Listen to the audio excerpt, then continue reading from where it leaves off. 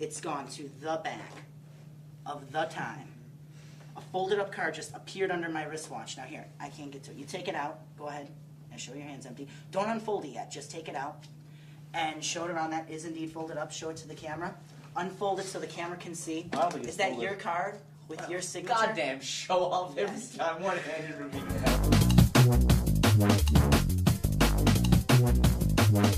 In 2000, I started noticing these water bottles coming out, big craze. And I noticed a lot of people who were buying and drinking them were the DDs in bars. I do a lot of magic in bars, and I really wanted to create something a little special for the people who hadn't had anything to drink that night. So here's my take on an old classic.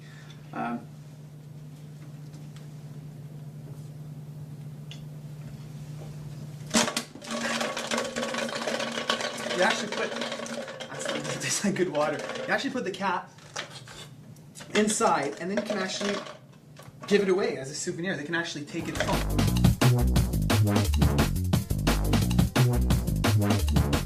Playing cards, there's a lot sturdier than you might think. Oh, they're pretty flimsy, but if you take one, you fold it in half. It gets mad sturdy. That's sturdy. You take another, you fold that in half. You stupid king. Look, he's got the knives going into his head. I'm working with a suicidal cast. You put that one there like that. If you double these two up, if I slip one inside the other, okay, now you've got them. I mean, now it's actually pretty tough to tear them because you got all the layers together there. If I weaken this one, you're stupid. If I weaken that one up a bit like that, though, now it's actually a lot easier. Now all I have to do if I want is give it like that. In fact, I can just rub them together, and with any luck, they'll stick.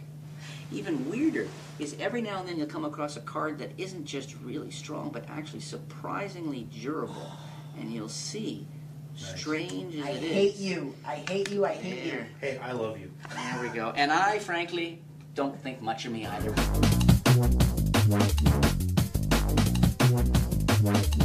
This is really cool. This has got a real Paul Harris feel to it, kind of bizarre transpo kind of effect. Here's the setup. Get a card, in this case the Ace of Diamonds, and tear off a corner. Not a little one, not a big one. Tear off a corner. Okay, corner. Drop that inside the old envelope. Okay, inside the old envelope. When you want to do this, you do need to have this on top of the pack, the force I'm going to use. So typically when I open, you could use this as an opener. What I do though is I usually have this in my pocket, drop the deck in, do something else, take the deck out, I'm set to go on this end. Okay, so it's you got your 3/4 card, your trump card on top of the deck, the corner in here, you're good to go. Opening line. And when I do take the deck out, here's a little point of order, is I don't put the deck down with the 3/4 card.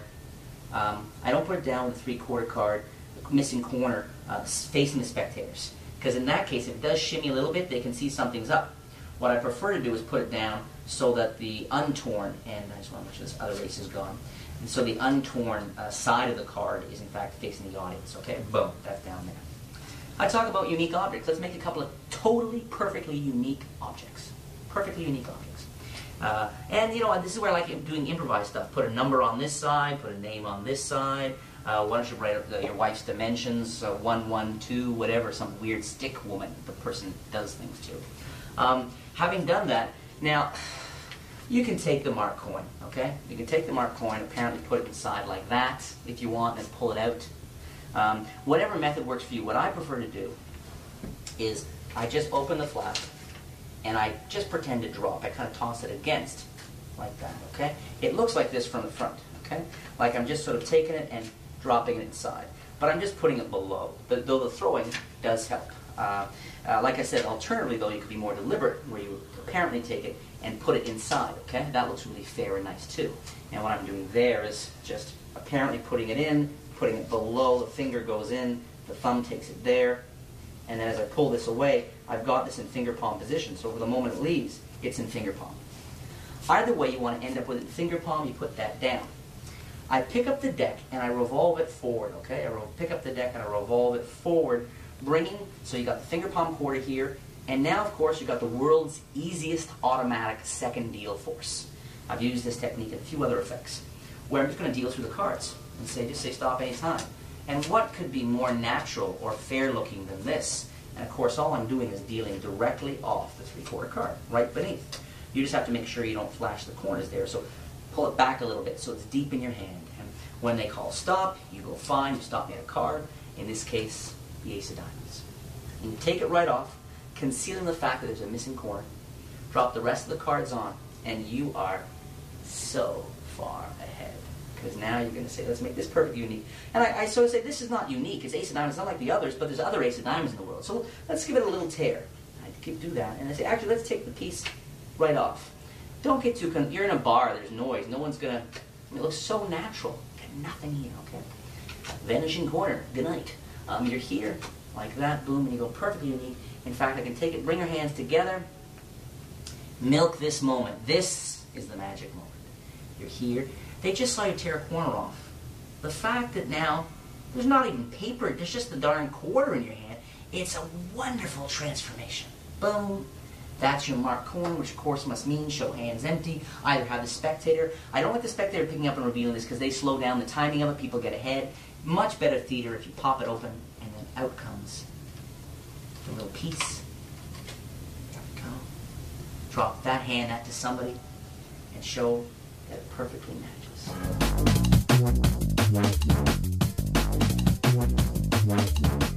Here's the only thing you need for this trick is a pack of matches. I find yellow ones work the best, or one solid color on the outside. Here's what you do. You open your matches, and you're going to rip out every single match in the pack. Okay?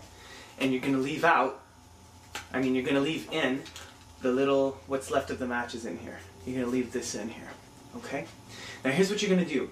The matches fold this way. You're going to fold it the other way. You're going to open them, and you're going to fold them lengthwise. Just like so. Like this. Put the two ends together, and you're just going to fold it. Give it a nice crease. It's starting to look like a razor! And here's what you're going to do. You're going to do...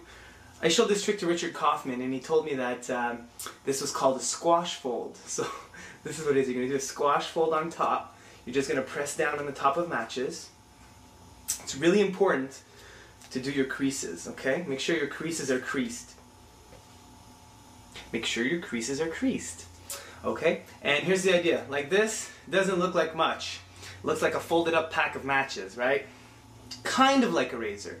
But if you hold it like this, if you distance the two edges with your thumb, with your index and your thumb in the back, like this, doesn't look good, but like this, if you keep moving, it looks like a razor. It's a razor, especially if you give one of these little, like that. The sound is great, listen.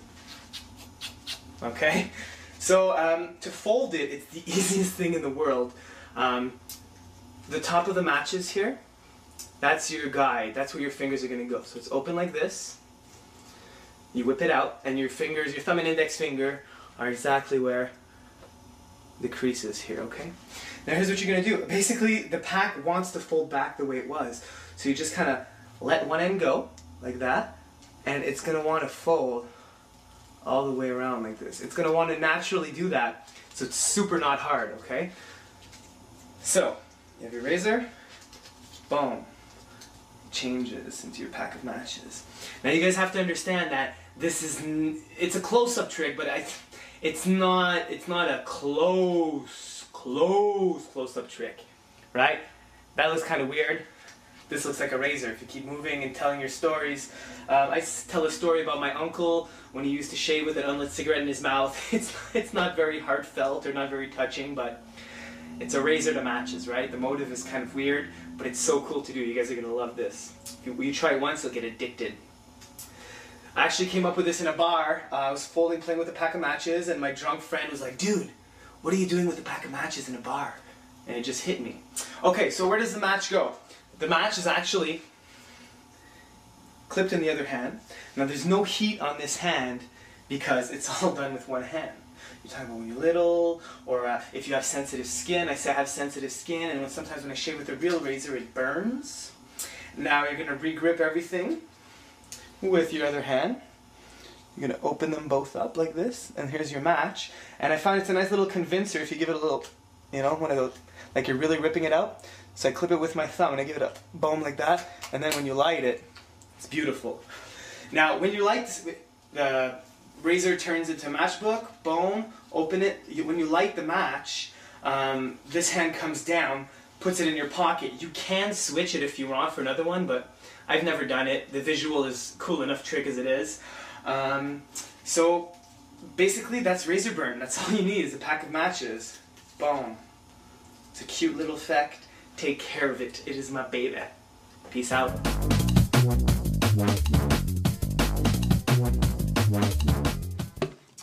Let's take a look at Jacked Up. This is basically a color changing deck effect, very much inspired by Kaleidoscope cards, which is a marketed effect. You have a red box and a blue deck with 4 red jacks on the top. That's the setup. You pull out the deck, just do some overhand shuffles where you just keep the top stock in place. Do some face-up shuffles. Ask them if they want to say, if they can say stop to you. When they say stop, you just deal off the top 2 cards. Don't call attention to them. Just say, here they are. We're going to get to those in a second. Now, the next move, you're just going to pull off 1 card as you do the shuffle, and you're going to bring it to the face of the pack, to the back of the packet here, like so. Okay, and so that leaves you with a jack here and a jack here. So you shuffle till they say stop. They place a jack face down. Now here's a nice place where you can do some really sell the redness of the deck.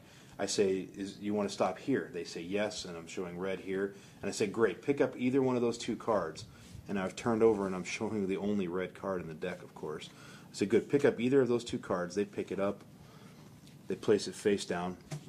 And I just square up the deck, and I say, great, there's 1 card in the middle of the deck facing backwards. Do another quick shuffle. Try not to shuffle into the stock where the face down card is, of course. They say stop, and you get the same thing. And now you can't flash this time. That would be bad. But you can just tell them, pick up a card, and again, you're flashing here. They pick up a card. You put it in, same way. And now what you have, you've got 2 cards face down in a face-up deck. Now I use the line, hey, that's kind of a coincidence. You put them next to both the same card, both jacks. I didn't bother to worry about figuring out how to set this up so that the red one's in together and the black one's in together. Who cares, right? So you now say that's a coincidence. Let's see what these cards were. Whoa, that's kind of amazing. We went from coincidence to amazing. Let's see if we can do a miracle. Then I just kind of casually show the cards. You kind of want to somewhat draw their attention to the box, but you never want to say, notice this was a red deck. I show the cards, and then I say, wow, but the miracle is you got 4 red cards out of an entirely blue deck. And that is Jack.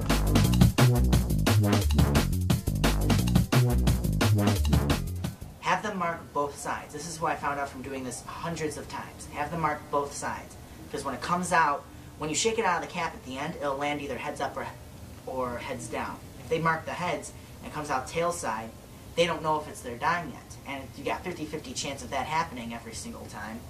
So you definitely want it marked on both sides so you get instant recognition when it falls in their hand. You do that, and I have them mark it. I take the dime back, let them hold the Sharpie, and I just hold it very loosely up at the fingertips, and I blow on it. And I mentioned about a magic wand, but I have the magic marker. I have the Sharpie. Now, that's what I do. I'm going to be using the cap subtlety. You're going to just come in, squeeze. And this is what I do. I come in. I don't draw attention to this hand. I go bam. I don't focus here. I focus on the dirty hand. Because the dirty hand is going towards them. Now look at the angles on this. I'm bringing my index finger down and my ring finger down a little. So at eye level, you cannot, unless you were sitting kind of low, you could probably see the coin there. So you want to bring it down to their eye level as you reach for the Sharpie. Once you get the Sharpie, you are completely covered. That dime is completely hidden. This is how it works in my hands. You have to experiment and find out where the right place in your hand is for this. So you got that. And what I do is I'm using reverse psychology, drawing direction towards the cap subtlety hand. They see this hand empty. So the coin's not here, so it must have gone here. And what I do